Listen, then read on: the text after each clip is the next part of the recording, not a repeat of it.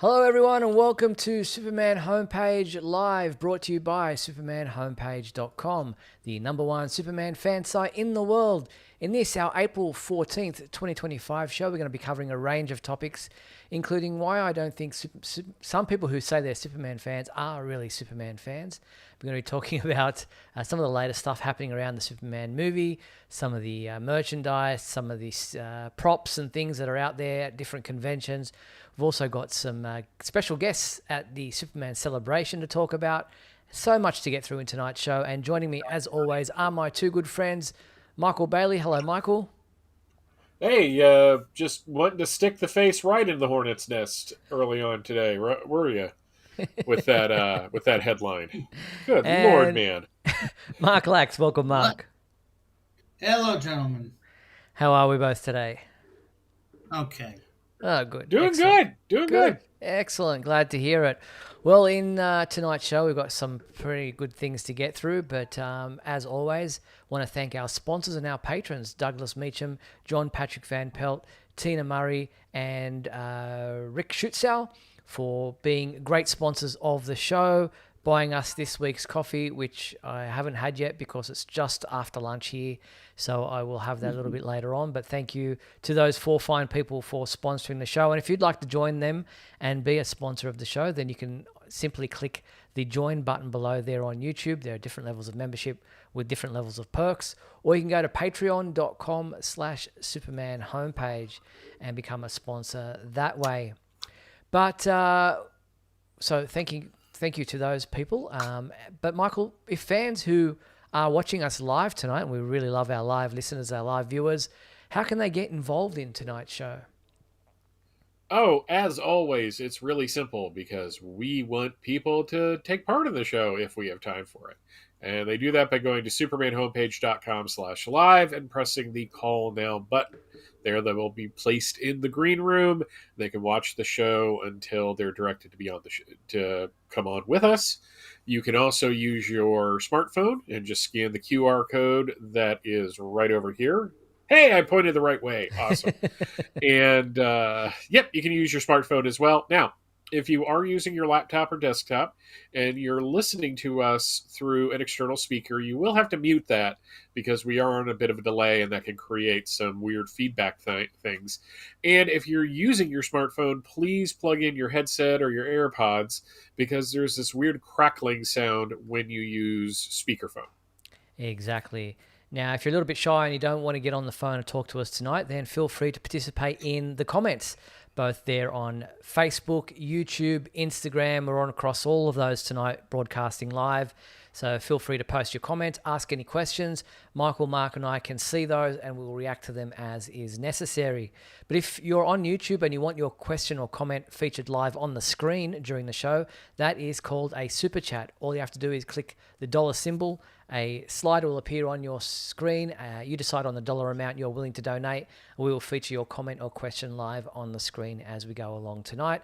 And if you're watching via Instagram and you're not getting the full picture, you're only seeing the middle third, which is my head, then feel free to expand your view and go to supermanhomepage.com/YouTube to see the full screen, and you'll be able to see Michael and Mark as well, who are much prettier than I am. All right. So I don't know about that, sir. You're a handsome man. Thank you. All right. Well, let's get into tonight's topics, and we will start with the movie side of things, where we've got a first look at Superman and Lex Luthor together on the screen, thanks to Collider.com, who posted this image with the two gentleman actors, with director James Gunn, showing us David Corenswet as Superman and Nicholas Hoult as Lex Luthor. And every time I see the suit, it looks a little bit different, a little bit better, a little bit kind of just, there's something, I don't know. It just depends on, I guess, the way he's standing, the way he's moving. But I love the red cape as well.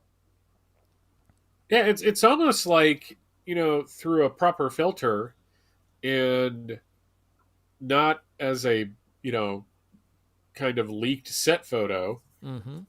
It looks good. Like it's meant to be shot that way. Sorry for the sarcasm this early in the show, but Steve chose violence before I did. No, it's a great picture. I like the way both of them look. I guess that's Lex's office, I would guess. Hmm. I'm kind of guessing that that's where they are. But yeah, I like that now we're starting to get more articles and interviews and reactions from the cast members. They're allowed to talk about more as we get closer to the film. So I'm just really excited about all that. Yeah. Mark, what do you think?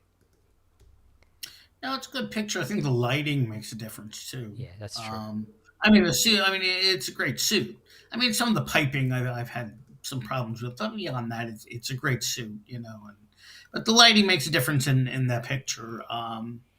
It looks good having the three of them together. We don't actually see Nicholas Holt's face, but we can obviously tell that is him. Mm-hmm. But no, it's nice, and the more positive things we get about this, the better. Yeah. Obviously, they're all smiling, they seem happy, and That's it. that's a good thing. Yeah, and talking about positive things about this movie, the one of the people from Warner Brothers, one of the executives, made some comments about the movie, having seen obviously a screening, and was in a recent Deadline interview. Co-chairman and CEO Mike DeLuca said that the movie was a 5-star film, and says, I think James Gunn has crushed it. It's got tons of his trademark heart and humor, and the action is jaw-dropping. It's the Superman I grew up with, so I get choked up when I watched it. And, obviously executives from the movie studios are always going to pump up any of the films that they've got coming out. But I thought that was it's nice to hear someone who was a Superman fan growing up, and obviously was said that the movie starring Christopher Reeve, Superman the movie, and those films were a big part of his childhood. So seeing a film that kind of resonates with the similar types of feelings and emotions, I think is a good thing.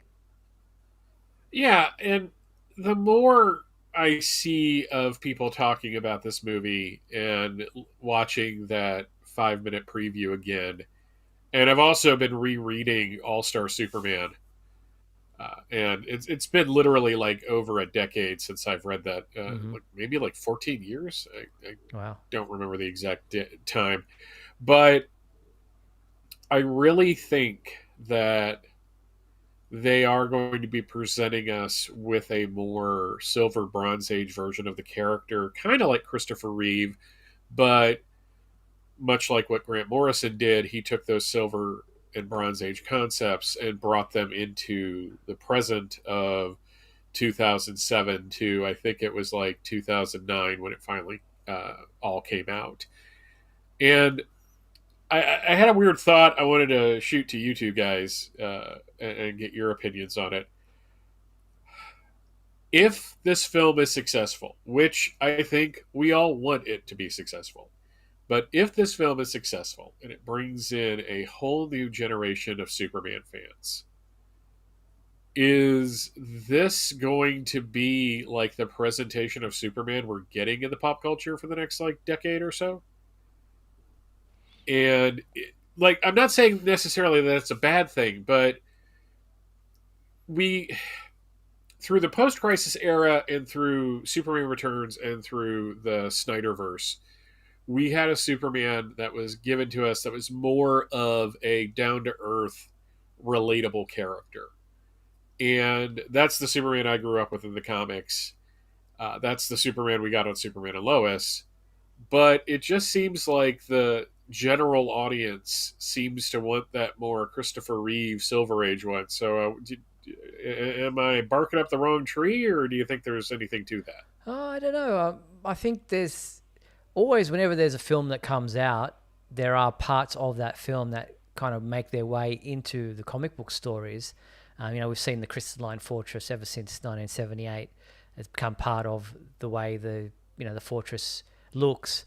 But we've got the Byrne era of Superman after Christopher Reeve's movie, and that kind of was similar but different in many ways. And I think the comic books have always done their own thing. I think they have taken hints from pop culture versions of the character, but I think they've always been beholden to themselves. And then you get the art, the creators who grew up in a certain era, like Mark Waid, who wants to bring Silver Age kind of stuff back into his Superman stories, that tell the version that they want to tell and bring in elements of the history and the mythos that they want to tell. So, yeah, you might see people, maybe not immediately, but maybe people who are growing up with this movie who become comic book writers in the next 10, 15 years may start bringing elements of this film into the comic books if they become when they become comic book writers, because that will be the Superman that influenced their idea of what the character is. So I don't think it'll be immediately. I mean, there might be some things because of marketing, but I don't think it will necessarily permeate the the mythos at this early stage. What do you think, Mark? Yeah, well, I don't think it's going to happen now. I mean, like in the next year, I don't think we're going to really see. If this version again is successful, we're going to see exactly this type of version of Superman in the comics. Now, um, I think for the most part, I mean, it took several years before the comics really embraced. I mean, many years so the comics really embraced the Christopher Reeve movies as part of that mythos. I mean, there was a little bit of this and a little bit of that. The colder Krypton and that kind of thing. And but it was years before we got the crystalline. If I remember, the crystalline fortress and and that kind of thing. But we're talking about a whole different entity. I think we're talking about Christopher Reeve and as shown with the Snyderverse. I mean, everything beforehand was so much more. Christopher Reeve being held as the high degree. And for years, I mean, even when they finally made a new Superman movie, Superman Returns, it was a sequel to the Richard Donner, Christopher Reeve movies. Um, it really. I mean, it's a strange thing because now that the Snyderverse is over and they're starting this whole new thing, and the comic books are going in a certain way, it's hard to see if and when this version of Superman, if all is well and is successful, will finally take its place in the comics, because we have seen that the Christopher Reeve version has definitely taken its place, if not so much with the character all the time. The Fortress of Solitude and all of that. I mean, that has been very much the go-to. That's been the Fortress of Solitude for years now. So who knows how long it will take, and I mean, but we live in a different era too, so maybe they will take it right away. Maybe it'll be an immediate thing, or maybe it'll be years before they decide to incorporate. It's really, really hard to say. I mean, especially with the movie not being out yet and really seeing it.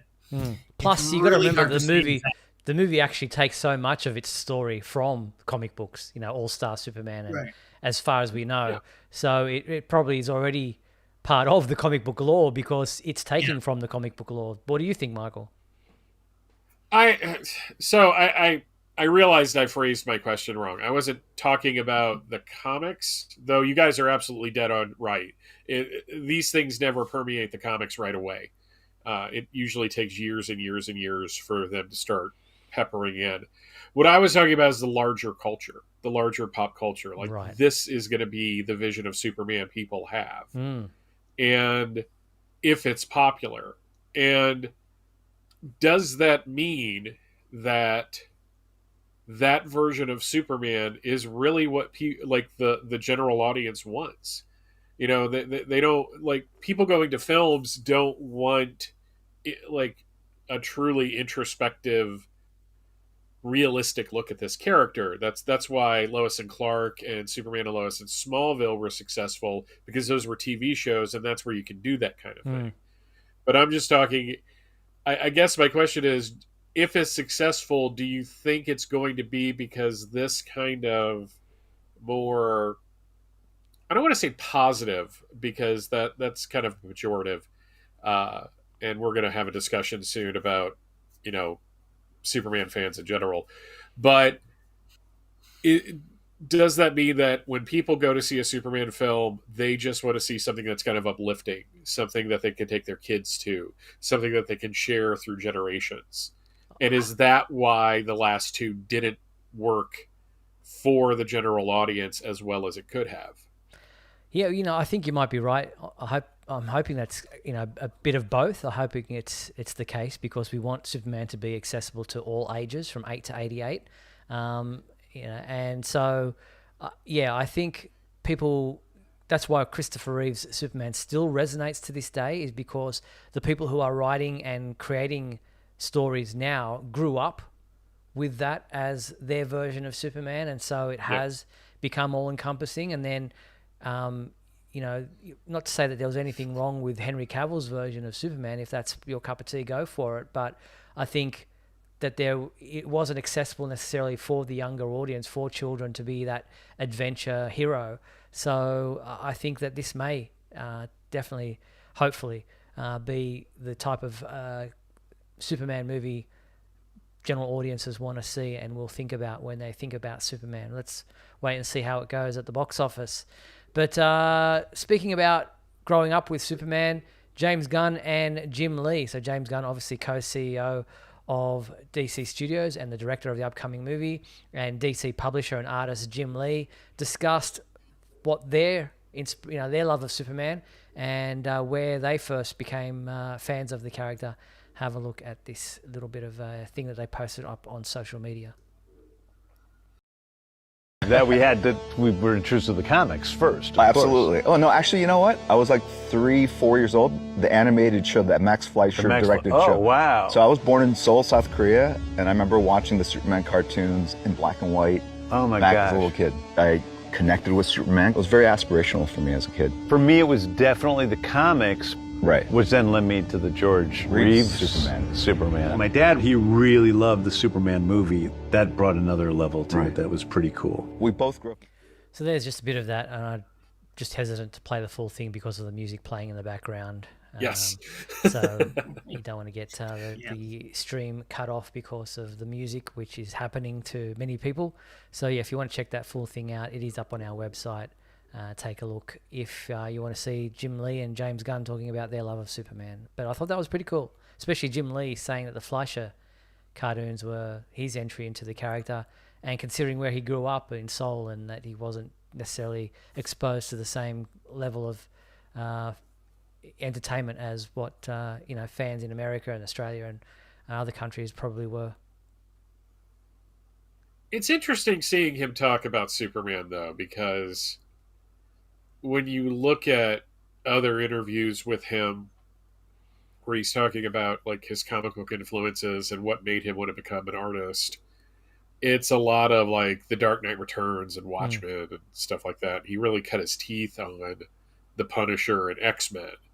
So it's kind of funny that now, 30, 35 years later, he's the head of DC Comics and he's really pushing this new Superman film. I'm not saying that he's being disingenuous. I think he and Gunn are being very serious about it. I love the fact that apparently they both saw the film at the same theater, though not at the same time. Yeah, growing up, that would have been interesting. All right, Mark, I want to get your view on this one, but I need to go on a bit of a rant first. So, this life-size thing that's behind me, I'm going to show you the full picture at the moment, is being displayed at Mumbai Comic Con this past weekend, and will obviously be available at other Warner Brothers Discovery Zones at other conventions in the near future. It's a life-size figurine of Superman and Krypto. It's, you can take photos with it, you pose next to it, it's at conventions, what have you. It was in India this past weekend. Now, I saw a lot of snarky comments about this on our social media platform, especially on Facebook, and people calling him Diaper Man, and people talking about the costume and the face and all manner of different things, and it got my dander up. I actually wrote a whole column about this for the next issue of the Superman homepage newsletter, the Big Blue Report, which will go out tomorrow, actually in about an hour or just over an hour. You'll get that in your email box if you're a subscriber. I am sick and tired of so-called Superman fans posting comments across social media or forums or what have you with this kind of crap, because how can you say you're a Superman fan if your actions don't represent what the character represents? Like, if you're a Superman fan, you're not just loving the character because of his superpowers, because there are a million other characters out there who have similar powers. You know, they can fly, they can shoot beams from their eyes, they've got super strength, super speed. Some are anti-heroes, some are villains, some are heroes themselves. But what stands Superman apart is the fact of his virtuous character. He does the right thing simply because it's the right thing to do. And if that's not why you like Superman, then how can you call yourself a Superman fan? And how can you act in a way that's completely opposite to the way a character you say you love would act if you're out there just piling crap on things that other people like? Like, how is that? How can you say you're a Superman fan if that's the way you act? I don't get it. And I'm calling you out. You're not a Superman fan. You're just a troll. Mark. I think he was going to you first, Mark. Okay. Well, we as Superman fans, we can certainly be critical of the character. We have been many times. We've also been critical of the directors and the writers and the comic brand, such and such. But there's a level to, the three of us discussing, look, I don't like this and I don't like that. There's another thing going on and just being nasty and mean, okay? And you say to yourself, you say you're a Superman fan, and yet you're just being just so mean and rotten to whatever it is you're talking about Superman. It's like, how can you be, I mean, to say you're not a Superman fan, that's hard to say, because deep down these people really may be Superman fans and see this one thing and they just take it, they're just being nasty people. They're not being, in the moment, they're not being Superman fans, and some of them are not Superman fans. Some of them might say, oh, the preview looks great, I can't wait for the movie. And as soon as they see this one thing, I'm just using this one thing as an example, they see this one thing, right away they're critical of it, the diapers and this and that. And it's like, yeah, man, you're not a Superman fan, are you? You're just in the glory, Oh yeah, that movie looks great, man. Everyone wants to go see it, But as soon as they see something like this, immediately they're like, look at that, And they're all critical about it. And there's just, I mean, we're talking about social media now, and we like to sit here and we like to have discussions about the character and all that, and we can be very negative. We can be very negative. But there's a difference about being negative and saying, you know what, I don't like this because of this. It's one thing to say, Michael, you're an idiot for saying that. That's a dumb thing to say, You don't say, no, that's not how we talk. But when you say them, you're... Yeah, I don't think you're allowed to have an opinion. Like, you don't have to love everything. Right. Like, we've been outspoken about, we've done our costume analysis on all the different Supermen. We've said, I don't like the collar, or I don't like the length of the cape, or I don't like the boots. There's giving an opinion, and you can say, I don't like something, and then explain why. But just posting emojis like a vomiting emoji or a clown emoji, that's just puerile. It's just ridiculously immature and adds no value. You don't have to love everything. If you don't like the costume, you can say why you don't like the costume, and that's fine. No one's saying that you have to, but just like calling it Diaper Man or whatever, it's just ridiculous. It adds no value to any conversation. So if you don't like something, state why you don't like it and be mature about it. But there's no need for these, like you said, nasty, ridiculously snarky comments. Michael, your view. So I've always found when Superman is compared to Jesus to be a little reductive to Jesus, because because one is a fictional character and one is part of a religion that has been around for thousands of years. However, what I will say is that if you look at the different types of Superman fans and the different, you know, churches in Christianity, you find a certain kind of commonality. There's evangelical Superman fans, there's Lutheran Superman fans, there's Unitarian Superman fans. And so when I see stuff like this, I just kind of compare it to the people that claim to be Christians but spew hatred, and who say things like, empathy has no place in this church. And it's just like, that's kind of the whole thing, isn't it? So I hesitate, not because I'm afraid of getting any kind of blowback or anything, because at this point I just don't care. I can ignore you on social media. It's really easy to do. I can show everyone how to do it. But there's a weird thing. It's just like, you're not a Superman fan. They could level that right back at you because you don't like their version of Superman.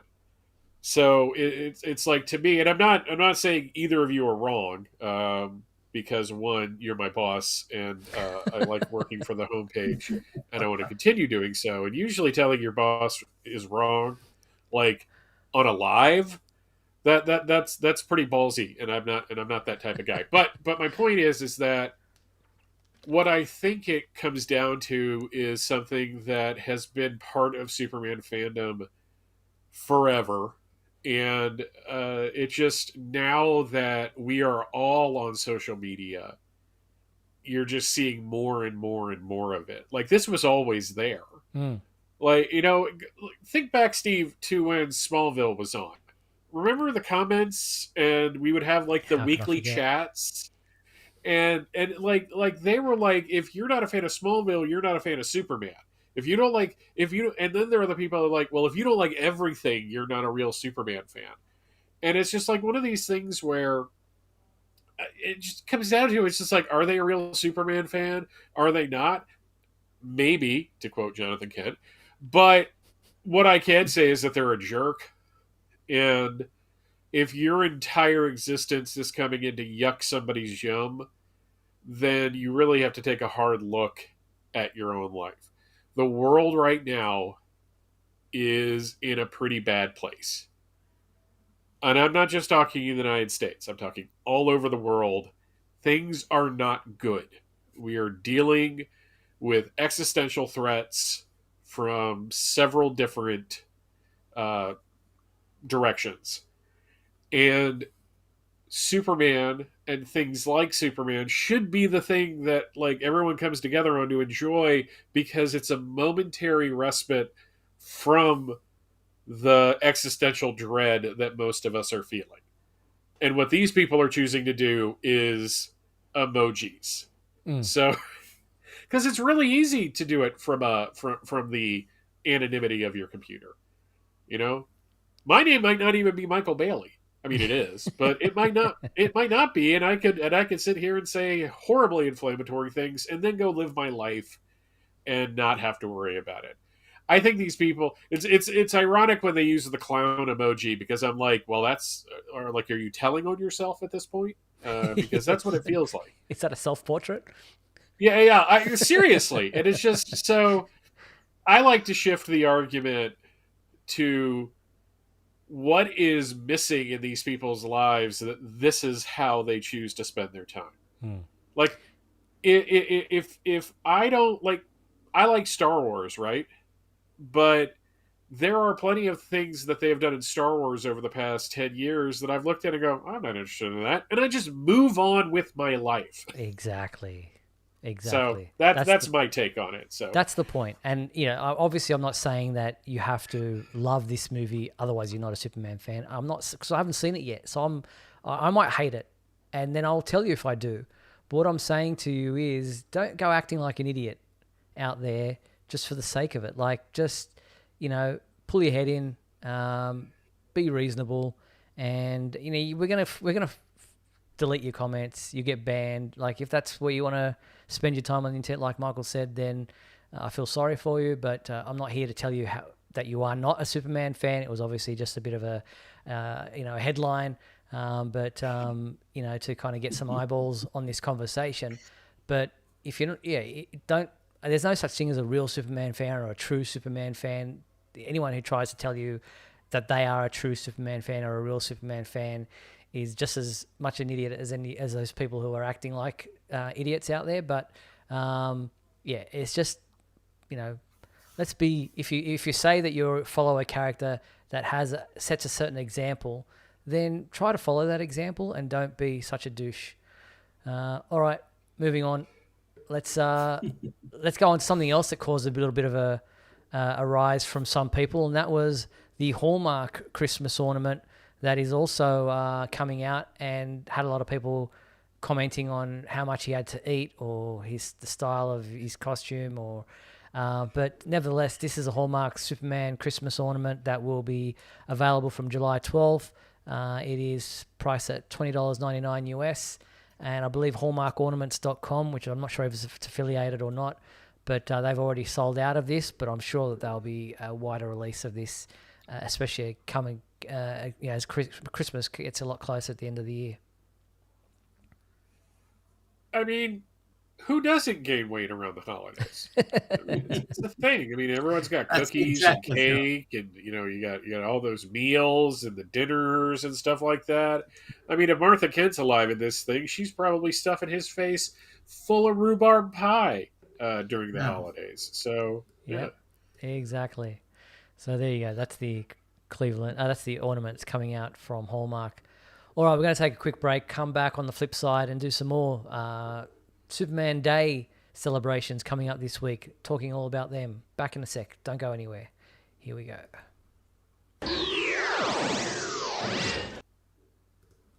We'll be back in a moment with the exciting climax of today's episode. So stand by.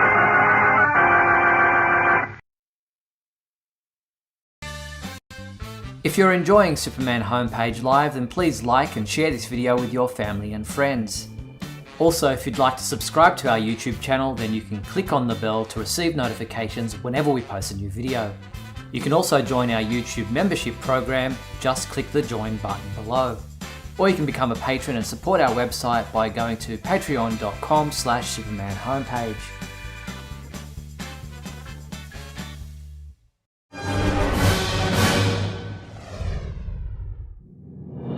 Look, up in the sky. It's a bird. It's a plane. No, it's SupermanHomepage.com, the #1 Superman fan site in the world. SupermanHomepage.com, covering the world of Superman from the 1930s to today. News, reviews, rumors, and reports. SupermanHomepage.com for all your Superman comics, TV shows, movies, cartoons, radio shows, and more. Everything you ever wanted to know about the Man of Steel and more. SupermanHomepage.com. Thanks, Superman Homepage, for all the support over the years. I really appreciate it. I'm Matt Balmer. I'm the voice of Superman and Superman Unbound, and this is the Superman Homepage. Right here on Superman Homepage. He's faster than a speeding bullet. He's more powerful than a locomotive. He can leap tall buildings in a single bound. Who is he? He's Superman! Now you can see scenes from Superman the movie on a Viewmaster viewer. Just put in a reel and click. You can see Superman, the legendary Man of Steel, in action. You can invite the whole gang over to see him. Viewmaster viewer and Superman the movie packets sold separately in most photo or toy departments. Somehow I don't think that will be an item available for the upcoming Superman movie. No, but I wish it would. You say that, but James Gunn is of the generation that Viewmaster was a thing when he was a kid. I could totally see them. Like, look, if turntables are going to make a comeback because everyone wants to play records, I could totally see, and like, even Polaroid cameras are kind of a thing now. Like, True. I've seen when I worked in office supplies, we sold those things, and they were really popular with teenagers. I could totally see them repackaging Viewmasters and selling the thing and just making it a whole thing, making it really hipster. So don't discount it, Steve. Yep, fair enough. All right, well, baseball fans can get into the whole Superman celebration type of thing with the upcoming movie. DC's Superman Night is taking place at the Cleveland Guardians game at Progressive Field on Wednesday, July 23rd. They're going to be having exclusive giveaways, including a Metropolis Meteors t-shirt. There's for the first 15,000 fans in attendance. That's pretty cool.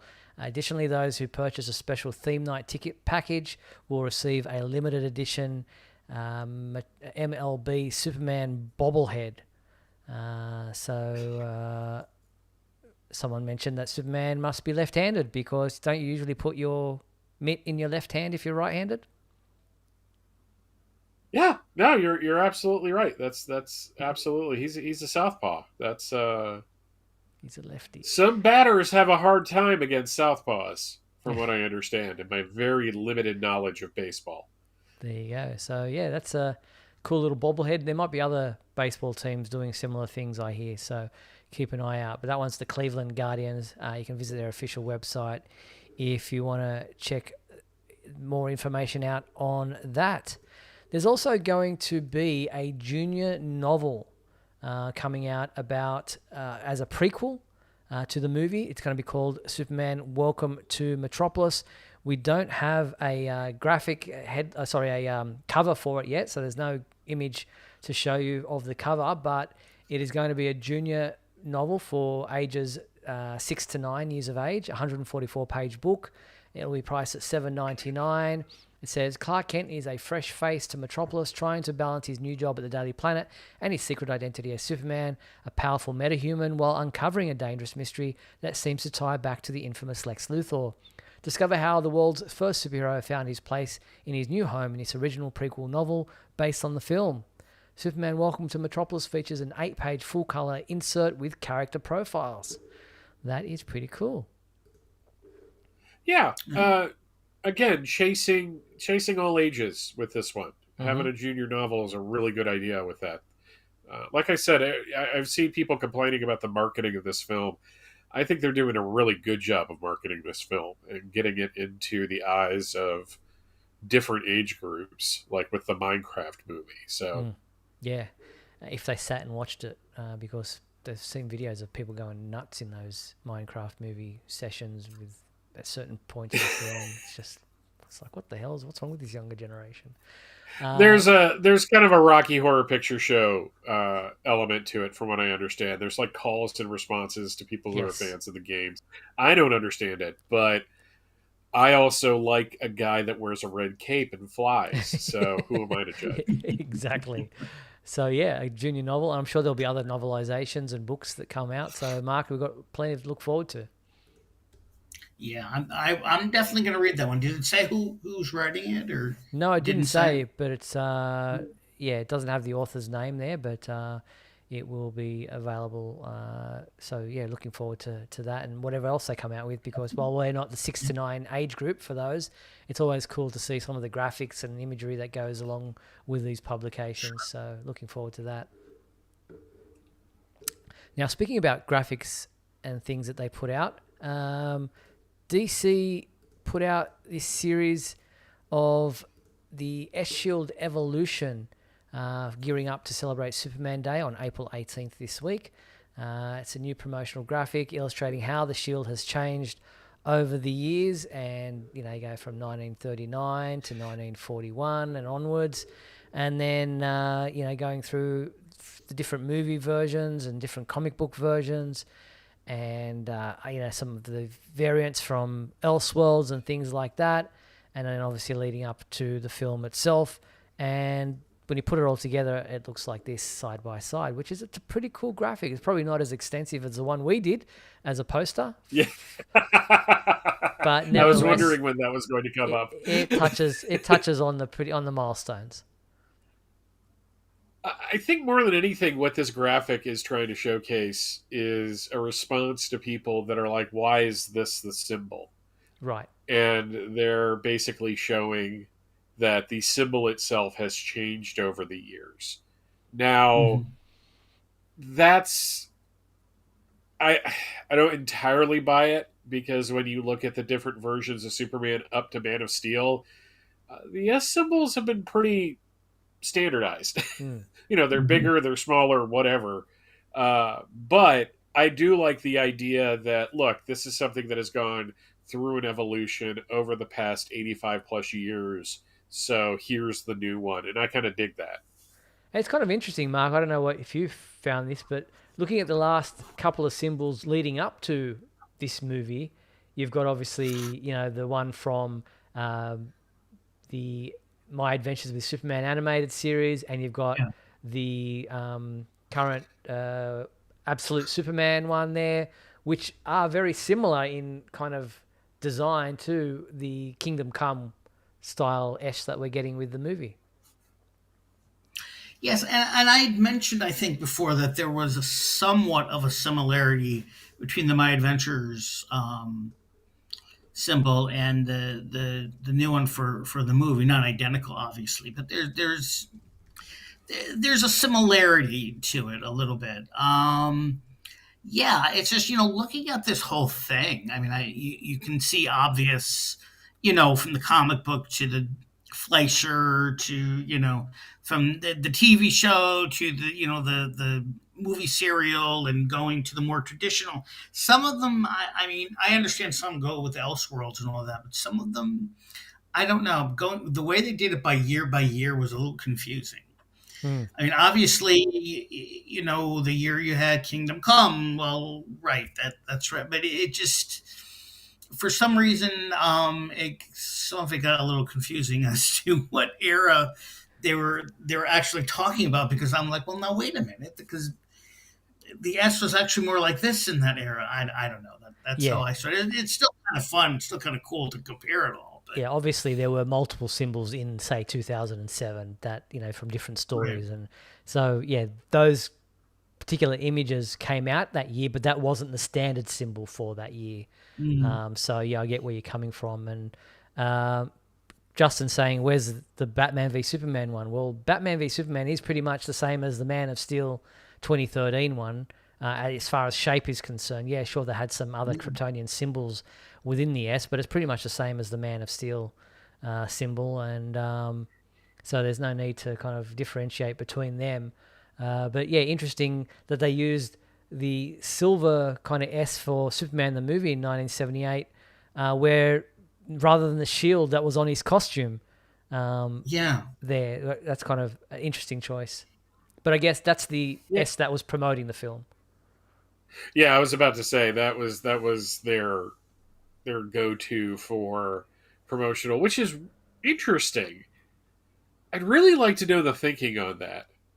Like, were you doing something silver because that's going to look good in black and white as well as color, and so you don't have to worry about losing anything in print media?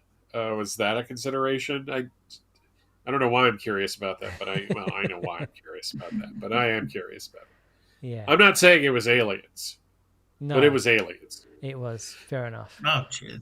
Even looking at the like they're using the yellow S there, as if to say, well, that was maybe the year that the S became that on the back of the cape.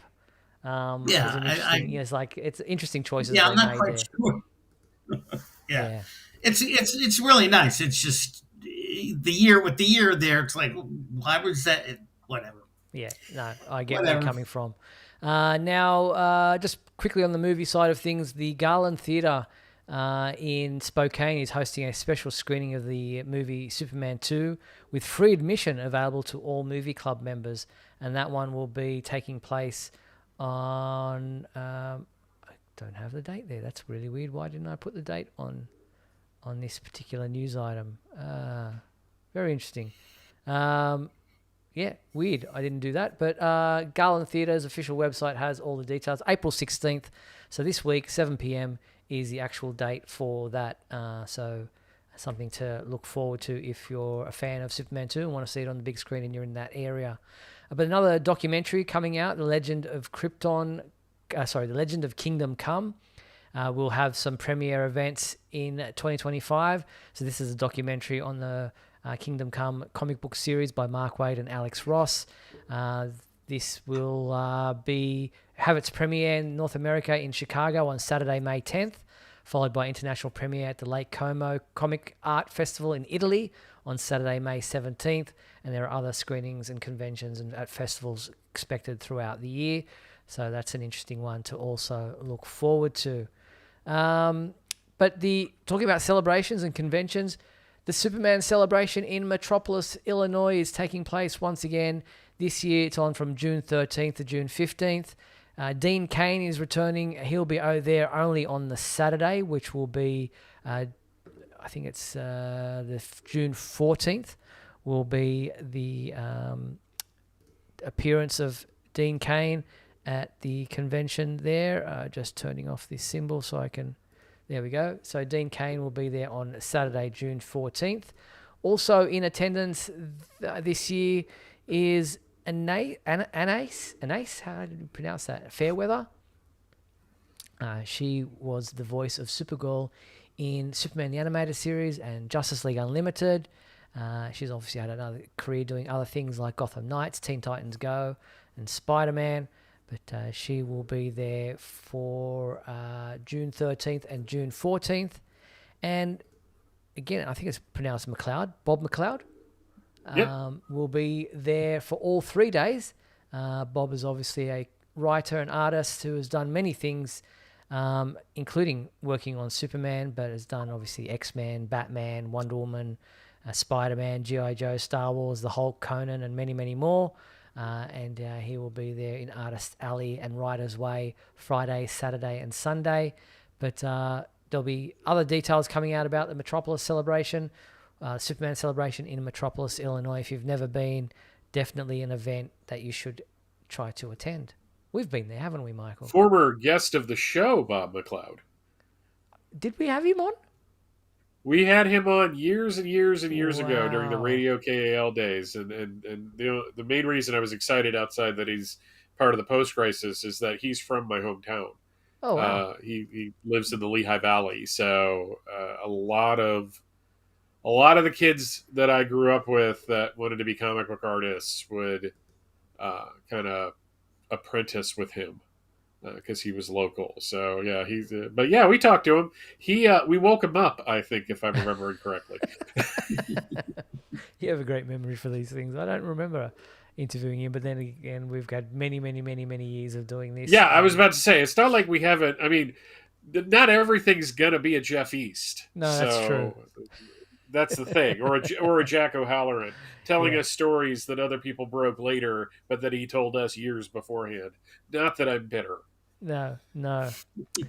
So, big week in the world of Superman this week. Not only do we celebrate Superman Day on April 18th, and that is the day that Superman's debut was released. Action Comics #1 was first released on April 18th, 1938. Yes, it has a June cover date. That's when they pull these comic book covers off the shelves, but it was actually released on April 18th. And this week, we also get the Summer of Superman special #1. It was actually solicited for the end of April, but it's kind of been pushed forward and will be released this week. And I was part of a roundtable exclusive interview. There was me and 2 other people who got to chat with Dan Slott, Mark Waid, and Joshua Williamson to discuss the Summer of Superman initiative. It was moderated by Michael Schelling from DC. And for about 45 minutes, we were able to listen and we posted our questions. We were muted, but we posted our questions, and I had many of them, which got asked and answered. And that is part of the article that is up on the website right now. It went up on the website this morning. It's called DC's Writers Share Their Vision for Summer of Superman, an exclusive roundtable interview. It was an awesome opportunity to sit down with those 3 guys and be able to ask them about their upcoming stories. Obviously, the 3 of them are taking on different elements of Superman. You've got Mark Waid doing Action Comics, where he's exploring Superman's past through some Superboy stories. We've got Dan Slott taking on the new title Superman Unlimited, which introduces a game-changing concept called the Kingdom of Kryptonite, or Kryptonite Kingdom.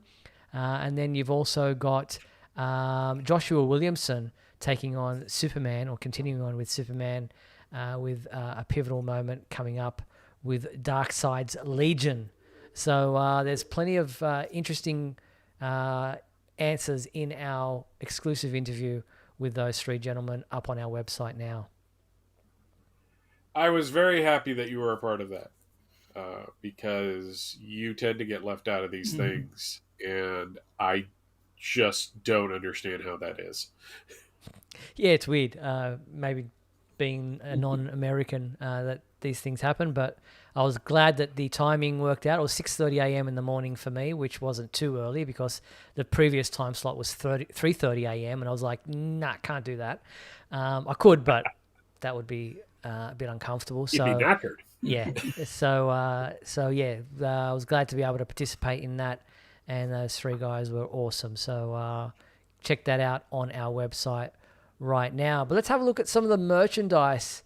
And also, talking about exclusive interviews, Jorge Jiménez, who does the artwork for the Summer of Superman special, was someone that we interviewed as well. It was a text-based interview through email, and Jorge was gracious enough to answer our questions. That is also up on our website as well. That was the image that he drew for the cover of Summer of Superman special that you just saw there. So make sure you check out that interview as well. All right, some merchandise coming out. We have this one I know you'll be excited about, Michael. McFarlane Toys has given us a first look at their upcoming Eradicator Return of Superman action figure. Thoughts? I like that they're actually doing a Return of Superman version of this. The other one that they did was more of the one that was in the Pete Tomasi Rebirth issues, which was a great figure, but I like that this is more of a... This is going to sound so pretentious. I like that this is the more traditional Eradicator, which is just a silly thing to say out loud. But no, I really like the. I like that. Man, a year away from losing the license, they're just pumping out Superman figures like there's no tomorrow. Yeah, as Jack in the comments says, look at that jawline. Yep. Very cool. It's like an Ordway drawing. I love it. Yeah, this one will be available to pre-order from tomorrow. So April 15th, we'll be putting up the details for you as soon as that is available to pre-order. Another one that fans might be interested in is Beast Kingdom's Superman and Darkseid dynamic action heroes, action figures. Action is spelled with an 8, which is weird. But these are cool looking figures, 8 inches tall. That's why the 8 is in there. They feature 22 points of articulation and 4 interchangeable hands, a fist, open hands, item hold, and relaxed. So that's the Superman figure. And then there's also the Darkseid version. Superman is $54.99 and expected to ship in January, where the Darkseid one is $87.99 and also expected to ship in January. So a little bit more on the expensive side, but pretty impressive action figures nevertheless. That Darkseid has a real superpowers vibe to it from that line of figures. So I kind of dig it. I also like that it is somewhat affordable. Benjamin saying, did Darkseid have a cape in the comics? He had a cape in the superpowers line. He normally didn't have a cape in the comics, but when you got his superpowers figure in the mid-'80s, it did come with a cape. So I think that's kind of what they're vibing with, as the kids would say. Factor Man in the comments asking, will there be a David Corenswet action figure? Yes, there will be plenty. We spoke about it last week. We actually showed a sneak peek leak image photo of some of the action figures that will be coming out. So you can expect there'll be plenty from McFarlane Toys in regards to the upcoming Superman movie. Superman, Metamorpho, all the different characters, Green Lantern and Krypto obviously will be there as well. All right, there's also a Funko action or vinyl figure coming out that is a black suit version of Superman from the Superman Lois and Clark limited comic series written by Dan Jurgens with art by Lee Weeks. The 8-issue story marked the return of the post-crisis version of Superman and Lois Lane to DC's continuity. This is number 557, and again, this will be available to pre-order actually will be a Target exclusive Funko Pop. So that's a nice one. Yeah. I guess they're trying to get people to go to Target since Target's having a bit of a problem right now. Did we not see, was it Target who had the issue with the delivery of the action figures getting stolen? Or was No, that Walmart. Walmart. Yeah, I thought that was like a joke. Yeah, but the what? Yeah, I thought it was a joke too, but I saw multiple people reporting on it that Walmart had their complete delivery of a Supergirl action figure. The Supergirl Woman of Tomorrow action figure got stolen or misplaced. I'm so fascinated by that. Like this has to be a Netflix series in like 5 years. Yeah. Yeah, it's gonna be like like how we've had like selling Superman. This will be stealing Supergirl. Yep. And you'll have Melissa Benoist playing the lead investigator in it with what's her name from the movie? Helen Slater is like her captain. Right. Yeah. Okay, done. We're pitching this to Netflix right now. Yeah. We it doesn't have to be true, but I think it would sell. 100%. I'm sure we could write it. All right. If you're in the area of where is it? Buffalo, New York. I've got Buffalo Comic Con taking place. They're hosting a special Superman Day celebration featuring an impressive giveaway of 1,000 free comics. So attendees can look forward to more than just free comics. The convention promises great times, cool swag. There's refreshments, a hot dog cart, and many other different things. But the event runs from 10 a.m. to 5 p.m. They're celebrating Superman Day like a couple of days, obviously later, or Saturday, the April 19th is the day after Superman Day. But obviously that's when the convention is on. And so, there'll be plenty of cool swag and free giveaways, free comics. So if you're in the area, Buffalo Comic Con is the place for you. I love that they're pushing the hot dog cart. But Steve, my question for that graphic is, are there going to be free Superman comics? Because I think it was a little vague on whether or not there were going to be free Superman comics. I'm not sure if you could see it, but there's just in case you've missed the first one, there's a second one and another third one. Just to give you the hint. Just to really put it out there that there are free Superman comics here. Yeah, and then you get there and they're all taken. All right, well, that pretty much brings us to the end of tonight's show. I want to thank everyone for tuning in to Superman Homepage Live. I want to thank my co-hosts, Michael Bailey and Mark Lax. Thank you, gentlemen. Thank Pleasure you. as always, Steve. Have a great Superman Day, guys, and everybody else out there on April 18th. Enjoy it. Wear your Superman shirt. Represent. Be proud to wear the S on your chest.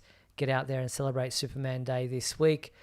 Don't forget, this show will be available in full both on our website and on our YouTube channel. If maybe you tuned in late, missed part of it, want to check it out all over again, you'll be able to do so at those locations. We didn't get a chance to do the fan favorite question this week or this week in history. Just so many topics to get through. So I apologize about that. We will touch base on the fan favorite question next week. If you haven't responded, we're asking what is your favorite episode of Smallville. So make sure you send those through to info@supermanhomepage.com. But that is it for tonight's show. Huge thank you to our sponsors and patrons, Rick Schutzow, Douglas Meacham, John Patrick Van Pelt, and Tina Murray. Thank you for your support. We'll be back next week on Monday, April 14th, for another edition of Superman Homepage Live. Hope you'll join us then. Until then, be sure to check out supermanhomepage.com for all your daily news updates on everything surrounding the Man of Steel. I'm Steve Eunice. On behalf of myself, Michael Bailey, Mark Lax, thanks for watching Superman Homepage Live, brought to you by supermanhomepage.com. Good night.